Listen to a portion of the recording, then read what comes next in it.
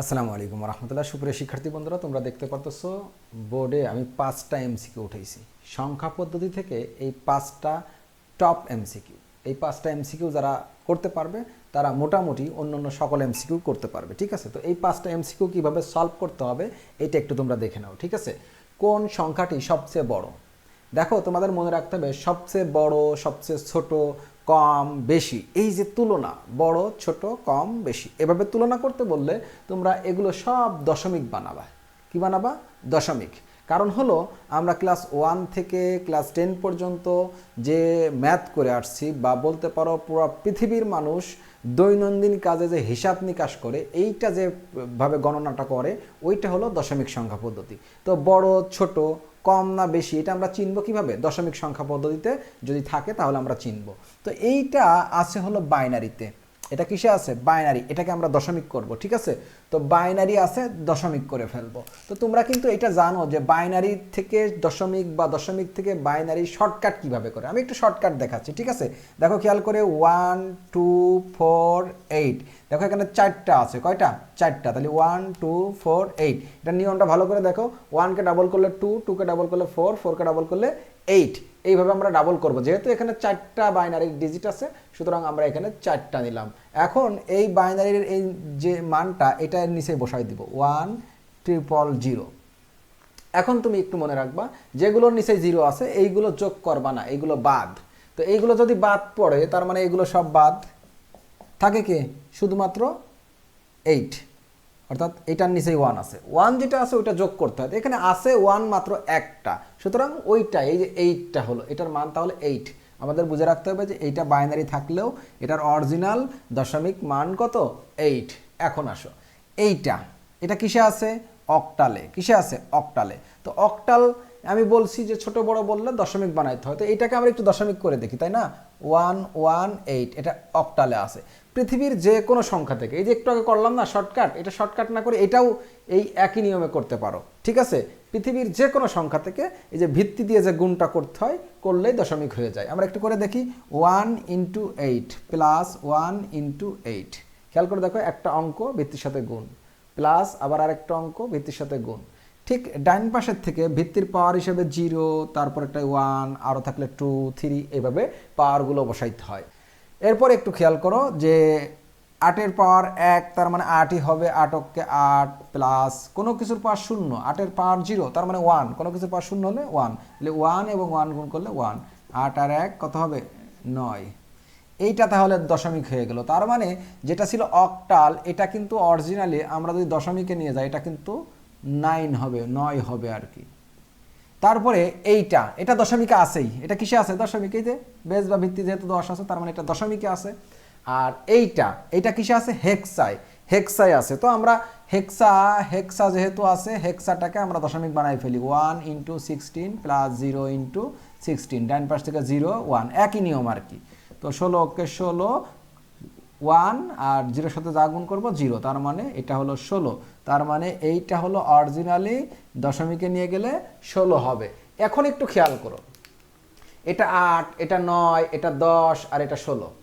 এটা কিছু করা লাগে নাই, কারণ এটা দশমিকেই ছিল, তাই এটা 10ই থাকবে। ঠিক আছে, তো 8 9 10 16 কোনটা বড়? যে কোনো স্টুডেন্ট বা একজন যে এই আইসিটি পারে না, তাকেও যদি এখন জিজ্ঞাসা করা হয় বলবে যে এটা বড়। ঠিক আছে, তো সবচেয়ে কোন সংখ্যাটা সবচেয়ে বড়? এই যে এই সংখ্যাটা। তাহলে এইভাবে ছোট বা বড় যদি কখনো জিজ্ঞাসা করা হয়, আমরা সব দশমিক বানাই ফেলবো। আর দশমিক বানানোর এই যে একটাই নিয়ম, এইটা যে শর্টকাট করছে, আমি আরেকবার বলতেছি, এই শর্টকাট না করে তুমি এটাকেও এভাবে লম্বা গুণ করে, ভিত্তি দিয়ে গুণ করে এভাবে দশমিক বানাইতে পারো। যেভাবেই হোক তোমাকে দশমিক বানাইতে হবে, অথবা তুমি ক্যালকুলেটর ইউজ করে সবগুলো দশমিক করে দেখতে পারো যে কোনটা বড়। ঠিক আছে, তাহলে এটা আমরা শিখলাম যে এই 1 নম্বর বড় ছোট বললে কিভাবে করতে হয়, এবং 1 নম্বর প্রশ্নের বড় হলে ঘ নম্বর। ঠিক আছে, তারপরে দেখো 2 নম্বরটা দেখো, 17D ধারাটির পরবর্তী মান কত? এখন ধারা কি? ধারা মানে নির্দিষ্ট একটা ক্রম, অর্থাৎ নির্দিষ্ট একটা মান। প্রথম সংখ্যার সাথে দ্বিতীয় সংখ্যার যে ব্যবধান থাকে, ঠিক দ্বিতীয়র সাথে তৃতীয়র সেই ব্যবধান থাকে, সেম একটা নির্দিষ্ট ক্রম আকারে বাড়তে থাকে বা কমতে থাকে, এটাই হলো ধারা। তো 17D ধারাটির পরবর্তী মান কত, পরবর্তী মানে এই ডির পরে কত হবে। ঠিক আছে, তো এখানে একটু খেয়াল করে দেখো, আমি যদি এইখানে একটু উঠাই, কি লেখা আছে 17D, 17D। এইখানে খেয়াল করে দেখো 1 থেকে 7 এর ব্যবধান হলো কত, 6। 1 থেকে 7 এর ব্যবধান হলো 6, তার মানে 1 এর সাথে 6 যোগ করলে 7 হবে। আবার 7 থেকে এই ডির ব্যবধানও 6, কারণ হলো 7 আর 6 যোগ করলে কত হবে, 13। আর 13-র হেক্সাডেসিমেল মান হলো ডি, মনে রাখতে হবে। 1 আর 6 7, 7 আর 6 13। আর কারণ আমরা জানি ডি মানে কত, 13, সুতরাং এই ডি লেখা আছে এই কারণে। ঠিক আছে, যে এটা 13 হওয়ার কথা, কিন্তু 13 না লিখে কত লিখছে, ডি, কারণ এই ধারাটা তাহলে হেক্সাডেসিমেলে আছে, এটা বুঝে নিতে হবে। এখন দেখো খেয়াল করে, 1 এর সাথে 6 যোগ করছি, এইটা পাইছি, এটার সাথে 6 যোগ করে এইটা পেলাম, তার মানে এর সাথে আবারও 6 যোগ করতে হবে, মানে 6 করে যোগ হচ্ছে, 6 করে বৃদ্ধি পাচ্ছে। তো ডির সাথে 6 যোগ করব, ডির সাথে 6 যোগ করব। এখন দেখো ডির সাথে 6 যোগ করব, ডি যোগ 6, ডি যোগ 6। ভালো করে খেয়াল করো, এই যোগ অঙ্ক এখন তোমাকে পারতে হবে, যোগ পারতে হবে। যোগটা কিভাবে করে খেয়াল করে দেখো, 13 আর 6 19, 13 আর 6 19, 13 আর 6 19। দেখো অনেক স্টুডেন্ট এইখানে খুঁজবে যে 19 আছে কিনা, অনেকে দেখা যাচ্ছে 19 থাকলে ভুল করে সেটা দাগিয়ে ফেলতে পারে যে ওইটাই মনে হয় সঠিক না। 13 আর 6 19, যোগের নিয়ম হলো যোগ করার পরে যেটা তুমি পাবা এটা দেখবা লাস্ট অঙ্ক থেকে বড় কিনা। তো হেক্সাডেসিমেলের লাস্ট অঙ্ক কিন্তু এফ, হেক্সাডেসিমেলের লাস্ট অঙ্ক হলো এফ, সুতরাং লাস্ট অঙ্ক থেকে এটা কি হয়ে গেছে, লাস্ট অঙ্ক থেকে বড় হয়ে গেছে। বড় হয়ে গেলে ভিত্তি বিয়োগ করবা, ভিত্তি বিয়োগ করবা। লাস্ট অঙ্ক থেকে বড় হয়ে গেলে কি বিয়োগ করবা, ভিত্তি। তো 19 থেকে 16 বিয়োগ করলে থাকে হলো 3, থাকে কত 3, এই সেই 3 বসালাম। আর ভিত্তি কয়বার বিয়োগ করছি, ভিত্তি আমরা একবার বিয়োগ করছি, সুতরাং হাতে থাকে 1, সেই হাতের 1টা বসাই দিতে হয়, হাতের 1টা বসাই দিতে হয়। তাহলে এইভাবে আমরা যোগটা করলাম, যোগটা করার পরে আমরা 13 পেলাম। কত পেলাম, 13, তার মানে এইটার মান হবে হলো 13। তো এইটা বোঝার জন্য যে পরবর্তী মান, তার মানে এখানে যোগ করা লাগতেছে, হেক্সাডেসিমেলের যোগ করছি আমরা, তো হেক্সার যোগ, বাইনারির যোগ, অক্টালের যোগ, এই যোগগুলো তোমরা আমার ইউটিউব চ্যানেল থেকে দেখে নিতে পারো। ঠিক আছে, তো এইটা হবে আর কি উত্তর। এরপরে আমরা আসি এই 3 নম্বর প্রশ্ন, এফ এফ এর পরের মান কত। দেখো খেয়াল করো, পরের মান বের করতে বললে সবসময় 1 যোগ করতে হয়, আর আগের মান মানে পূর্ববর্তী মান বের করতে বললে সবসময় 1 বিয়োগ করতে হয়। তাহলে পরবর্তী বা পরের মান 1 যোগ করতে হবে, পূর্ববর্তী বা আগের মান 1 বিয়োগ করতে হবে। যেহেতু এখানে পরের মান বলছে, তার মানে 1 যোগ করব, তার মানে এফ এফ এটার সাথে 1 যোগ করব। এফ এফ এর সাথে 1 যোগ করলেই আমরা কাঙ্ক্ষিত ফলাফলটা পেয়ে যাব। এখন এই যোগটা কিসের যোগ, হেক্সাডেসিমেলের যোগ, এই যোগ তোমাকে পারতে হবে। আমি একটু আগের যে এমসিকিউটা ছিল ওইটা করানোর সময় বলছি যে যোগটা পারতে হবে। ঠিক আছে, তো এইটার সাথে 1 যোগ করলে কি হবে সেটা আমরা বের করব। 15 আর 1 16, 15 আর 1 কত হয় 16। তো আমাদের বলছিলাম যোগ করার ক্ষেত্রে যোগ করে যা পাবো সেইটা দেখবো যে লাস্ট অঙ্ক থেকে বড় কিনা। তো আমরা জানি হেক্সাডেসিমেলের লাস্ট অঙ্ক হলো এফ, মানে 15, তো 15 থেকে বড় হয়ে গেছে কিন্তু। তো বড় হয়ে গেলে ভিত্তি বিয়োগ করতে হয়, বড় হয়ে গেলে কি করতে হয়, ভিত্তি বিয়োগ। তাহলে ভিত্তি বিয়োগ করলে থাকলে 0, আর যেহেতু একবার বিয়োগ করছি তাহলে হাতে 1, হাতে কত 1, তার মানে অরিজিনালি হচ্ছে হলো এখানে 0 বসাচ্ছি, হাতে হলো 1, হাতের 1 আর এই এফ, আবার এই হাতের 1 আর এই এফ আবার 16, তাহলে আবার 16 হলে আবার এরকম 0 হবে, আবার এরকম 0 হবে, আবারও হাতে 1 থাকবে, হাতের 1 বামে বসে গেল। ঠিক আছে, তার মানে এফ এফ এর পরের সংখ্যা হলো এই যে এই গ নম্বর 100, এফ এফ এর পরের সংখ্যা 100, কারণ পরের সংখ্যা বললে 1 যোগ করতে হয়। তো যোগটা আরও একবার আমি বোঝাচ্ছি, দেখো তোমরা যদি কেউ না বুঝে থাকো আরও একবার দেখো। 15 আর 1 যোগ করলে হয় 16, আমরা জানি হেক্সাডেসিমেল, এটা কিন্তু হেক্সাডেসিমেল, এফ কিন্তু হেক্সাডেসিমেল, তাহলে হেক্সাডেসিমেলের লাস্ট অঙ্ক 15, আর 15 থেকে বেশি হয়ে গেছে, বেশি হয়ে গেলে ভিত্তি বিয়োগ করব। তো ভিত্তি বিয়োগ করলে 16, তো 16 বিয়োগ করলে 0, তাহলে সেই 0 বসালাম। আর যেহেতু একবার বিয়োগ করছি হাতে হলো 1, হাতের 1 বামে এসে যোগ হয় এই যে এটার সাথে, তাহলে হাতের 1 আর এই এফ মানে 15, হাতের 1 আর 15 আবারও এরকম 16 হবে, 16 যা হেক্সাডেসিমেলের লাস্ট অঙ্ক থেকে বেশি, আবারও ভিত্তি বিয়োগ করব, আবারও 0 হবে, আবারও হাতে 1 থাকবে কারণ ভিত্তি বিয়োগ করছি, হাতে 1, সেই 1 এ পাশে যোগ করার কেউ নয়, হাতের 1 বসে যাবে, এভাবে 100 পাবো আমরা। ঠিক আছে, কিন্তু এটার আরেকটা শর্টকাট মেথড আছে। আরেকটা শর্টকাট মেথড কি সেটা একটু শিখে রাখতে হবে। আরেকটা শর্টকাট মেথড হলো, যেহেতু পরের সংখ্যা বলছে, পরের সংখ্যা খেয়াল করো, এফ কিন্তু লাস্ট অঙ্ক, হেক্সাডেসিমেলে এফ লাস্ট অঙ্ক থাকলেই 0, আজীবন মনে রাখবা। শুধু হেক্সা না, হেক্সা, অক্টাল, যে কোনো সংখ্যা পদ্ধতির ক্ষেত্রে লাস্ট অঙ্ক আসলে 0। এটাও লাস্ট অঙ্ক আসলে আবারও 0, লাস্ট অঙ্ক আসলেই 0, বামে 1 যোগ। এটা লাস্ট অঙ্ক 0, বামে 1 যোগ। যখন আর কেউ না থাকবে বামে 1 পজিশনালভাবে বসাই দিব। এভাবে এফ এর পরের সংখ্যা হলো 100, এফ এর পরের সংখ্যা 100। তারপরে খেয়াল করো এই যে এইটা 4 নম্বর প্রশ্নটাকে দেখো। 4 নম্বর প্রশ্নটা এই যে সিগন্যালটা দেওয়া আছে এটাকে বলা হয় ডিজিটাল সিগন্যাল, আর এই রকম থাকলে সেটাকে বলা হয় অ্যানালগ সিগন্যাল। তো এই অ্যানালগ সিগন্যাল আর ডিজিটাল সিগন্যাল আমরা চিনলাম। এখন এই ডিজিটাল সিগন্যাল দেওয়ার পরে, ডিজিটাল সিগন্যাল তো বুঝোই এটা ডিজিটাল ডিভাইসে ব্যবহার করা হয়, আর সেক্ষেত্রে এটা ডিজিটাল ডিভাইসের ভিতরে বা আমাদের যে ডিভাইসগুলো আছে ডিভাইসগুলোর ভিতরে সবসময় বাইনারি ইউজ করা হয়। তো এই ডিজিটাল সিগন্যাল থেকে আমরা বাইনারি বের করব, কারণ দেখো ক, খ, গ, ঘ প্রত্যেকটা অপশনে বাইনারিতে দেওয়া আছে। তো এই অপশনগুলো যেহেতু বাইনারিতে আছে, বাইনারি বের করব। মনে রাখবা এই যে নিচে এটা হলো 1, নিচেই থাকলে এটা হলো 0, নিচেই থাকলে এটা হলো 0, আবার 1 লিখে ফেললাম। নিচেই থাকলে হলো 0 আর উপরে থাকলে হলো 1, তাহলে এটা 0, এটা 1, এইটা 0, এইটা 0। এইখানে একটা বিষয় দেখো, এই যে এখানে একটা ডট মতো দেওয়া আছে, এখানে একটা দাগও থাকতে পারে এরকম করে, আবার এরকম একটা ডট দিয়ে রাখতে পারে। ডট দিয়ে বোঝাচ্ছে যে এইটা 2টা অংশে বিভক্ত। ডট দিয়ে বোঝাচ্ছে এটা হলো কয়টা অংশ? 2টা অংশে বিভক্ত। তো প্রথম অংশ 0, দ্বিতীয় অংশও 0। আবার এটা দেখো উপরে থাকলে 1, তো এটা 1, এটা 1, কারণ এই যে ডট এটা দিয়ে বোঝাচ্ছে যে এটা 2 ভাগে বিভক্ত। ঠিক আছে, 1 1, এটা আবার 0, এটা আবার 1, এটা আবার 0। তাহলে উপরে গেলে 1, নিচেই থাকলে 0, কিন্তু মাঝে মাঝে এই ডট দিয়ে বিভক্ত করে দিতে পারে।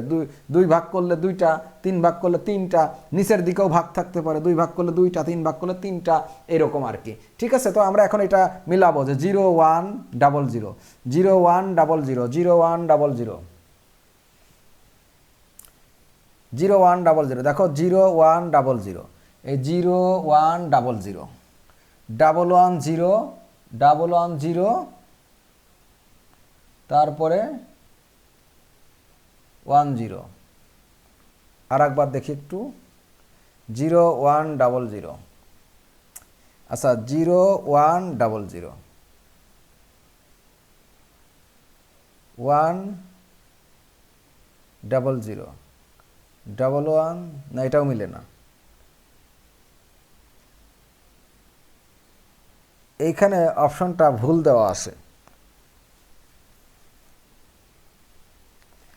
0 1 0 0, 0 1 0 0 একটাও নাই, খেয়াল করো 0 1 0 0 নাই। 0 1 0 0 এইটাই ছিল, তারপরে 1 1 1ও ছিল, তারপরে 0 1 0, 0 1 0। এইখানে আসলে এখানে ধরে নাই, তো এখানে মনে হয় ভুল উঠানো হয়েছে। 0 1 0 আমি এখানে উঠাইতেছি 0 1 0। আচ্ছা এটা ঠিক ঘ নম্বরটা হবে আর কি, ঘ নম্বরটা 0 1 0 0 1 1 0 1 0, এইটা হবে, ঘ নম্বরটা হবে। ওইটা এই যে এখানে জায়গা ছিল না, তো তাই নিচে লিখতে একটা 0 বেশি পড়ে গেছিলো। ভালো করে খেয়াল করো, 0 1 0 0, তো 0 1 0 0, এই যে এইটুকু। তারপরে 1 1 0 1 0, 1 1 0 1 0, এইটা হবে।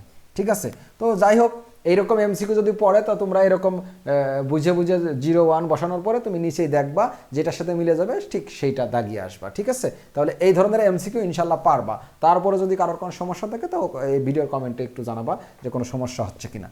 তারপরে 5 নম্বর, এই 5 নম্বর কিন্তু টপ একটা এমসিকিউ। এই এমসিকিউটা বারবার ঘুরিয়ে ফিরিয়ে বিভিন্ন প্রকার বোর্ডে এই এমসিকিউটা আসছে, বিভিন্ন বোর্ডে বিভিন্ন সময় ঘুরিয়ে ফিরিয়ে এই এমসিকিউটা আসে। তো দেখো এইটা আসলে 41 অক্টালে দেওয়া আছে। কিসে দেওয়া? অক্টালে। এই অক্টাল মানটা এর সমকক্ষ মান কত? সমকক্ষ মানে তো বুঝো এটা সমান কোনটা। ঠিক আছে, তো প্রথমটা আছে বাইনারিতে। কিসে আছে? বাইনারি। তো এই অক্টালটাকে আমরা বাইনারি করে ফেলি, এটাকে বাইনারি করে ফেলি। তো বাইনারি করে ফেলো, খেয়াল করে দেখো অক্টাল আছে, অক্টাল থেকে বাইনারি শর্টকাট মেথড তোমাদের কিন্তু জানতে হবে 3 বিট। অক্টাল থেকে বাইনারি হলো 3 বিট, আর হেক্সা থেকে বাইনারি হলো 4 বিট। যেহেতু অক্টাল থেকে বাইনারি 3 বিট, তো 1 এর জন্য 3 বিট হলো 0 0 1, আর 4 এর জন্য 3 বিট হলো 1 0 0। এটা তোমাদের জানতে হবে কিন্তু 3 বিট এই যে 3 বিট 1 2 4, তো 4-এর জন্য শুধু 4 নিলেই হয়, বাকিগুলো 0, তাহলে 100, আর 1-এর জন্য 0 0 1, শুধু 1 নিলেই 1 হয়, বাকি দুটো 0, তাহলে 100, তার এই যে এইটা 100 001, তার মানে এটা মিলছে, এটা কিন্তু কারেক্ট, 1 নম্বরটা কারেক্ট। তারপরে আসে 1 নম্বর কারেক্ট, 1 নম্বর কারেক্ট। 2 নম্বরটা আমরা দেখি, এখানে খেয়াল করে দেখো 1 নম্বরটা কারেক্ট, আচ্ছা 2 নম্বরও করে ফেলি। 2 নম্বরটা খেয়াল করে দেখো, 2 নম্বরটা হলো 1 নম্বরটা কারেক্ট, তার মানে 1 এইখানে আছে, এইখানে আছে, এইখানে আছে, এই তিনটার কোনো একটা উত্তর হবে, এইটা হবে না, কারণ এইটাই, এই 1টা নাই, 1টা যেহেতু নাই এটা আগেই বাদ। এখন আসো, এটা মোটামুটি একটা বুঝলাম আর কি। এখন এটা করব মিলে কিনা, তো এইটা হলো অক্টালে আছে, আমরা এটাকে ডেসিমাল বানাই ফেলি। ডেসিমাল বানানো হলো সবচেয়ে সহজ, যে কোনো সংখ্যা থেকে খুব সহজে ডেসিমাল বানানো যায়। এটা ছিল হলো 41, ভালো করে খেয়াল করে দেখো, এটা ছিল 41 অক্টাল। এটা ডেসিমাল বানাবো 4 × 8 যোগ 1 × 8, খুব সহজে এভাবে বানিয়ে ফেলবো। ডান পাশে 0 1, তো 4 × 8 32 যোগ এই কোনো কিছুর পর শূন্য মানে 1, এককে 1, তাহলে 32 আর 1 কত পাবো 33, তার মানে ডেসিমেলে হলো 33, তার মানে এটা কারেক্ট। 1 এবং 3 কারেক্ট, বুঝলাম, তো ডেসিমেলে 33, তার মানে 41-এর বাইনারি এইটা, 41-এর ডেসিমেল এইটা, এই দুইটাই কারেক্ট। এখন আমরা এইটা করে দেখবো, এটা কিসে আছে, হেক্সা, তার মানে 41-এর ডেসিমেল হলো 33, তো 33 থেকে আমরা আবার হেক্সা বানাই ফেলি, এটা থেকেও বানানো যায়, এটা থেকেও বানানো যায়, এটা থেকেও বানানো যায়, আমরা ডেসিমেল থেকে বানাই, কারণ ডেসিমেল থেকে হলো সহজ। ডেসিমেল থেকে যদি আমরা এইখানে কি বানাবো এখন, হেক্সা, ডেসিমেল থেকে হেক্সা বানাই, তাহলে ডেসিমেলে আসে হলো 33, হেক্সা বানাবো। ডেসিমাল থেকে কোনো সংখ্যা পদ্ধতিতে যাইতে হইলে যেই সংখ্যা পদ্ধতিতে যাব তার বেস বা ভিত্তি দিয়ে ভাগ করতে হয়, যেহেতু হেক্সাতে যাব, কারণ এই যে হেক্সা আছে, হেক্সার বেস বা ভিত্তি হলো 16 দিয়ে ভাগ শুরু করব, তাহলে 16 দিয়ে ভাগ করো, 16 দুগুণে 32, থাকে হলো অবশিষ্ট 1, ঠিক আছে। তারপর আবার 16 দিয়ে ভাগ করো, 16 দিয়ে 2কে ভাগ করা যায় না, তাহলে 0, আর যেহেতু ভাগ করতে পারি না এই 2টা রেখে দিব, তার মানে নিচের দিকে এখন যদি আমরা উপরে লিখে দিই, তাহলে যেটা ছিল 33 ডেসিমেল, এটার হেক্সা হবে হলো 21, এটা হলো হেক্সা, তার মানে এই 33কে যদি হেক্সা ডেসিমেলে রূপান্তর করি তাহলে 21 হওয়ার কথা, কিন্তু আমরা এখানে দেখতেছি 20 আছে, তার মানে এটা মিলে নাই, 20 আছে কিন্তু আমাদের হওয়ার কথা কত 21, সুতরাং 2 মিলে নাই, 1 এবং 3 সঠিক। 1 এবং 3 কোথায় আছে, খতে আছে, তাহলে এই খ নম্বরটা হলো সঠিক, 1 এবং 3, এই যে এইটা সঠিক, ঠিক আছে। তো এই যে 5টা এমসিকিউ দেখালাম, এই ধরনের যে ইম্পর্টেন্ট এমসিকিউগুলো, এইগুলো আমার আইসিটি টিউটর নামক বইতে দেওয়া আছে, সেখানে বাছাই করা বাংলাদেশের বিখ্যাত কলেজ এবং বাংলাদেশের সকল বোর্ডে, বিগত বোর্ডগুলোতে যে প্রশ্নগুলো আসছে, ওই বোর্ড প্রশ্ন এবং কলেজ প্রশ্নগুলো বাছাই করে খুব গুরুত্বপূর্ণ প্রশ্নগুলো আমার আইসিটি টিউটর নামক বইতে দেওয়া আছে। এই এমসিকিউগুলো শিখলেই একজন স্টুডেন্ট বোর্ড পরীক্ষায় 100% কমন পাবে ইনশাল্লাহ। আসসালামু আলাইকুম ওয়া রাহমাতুল্লাহ।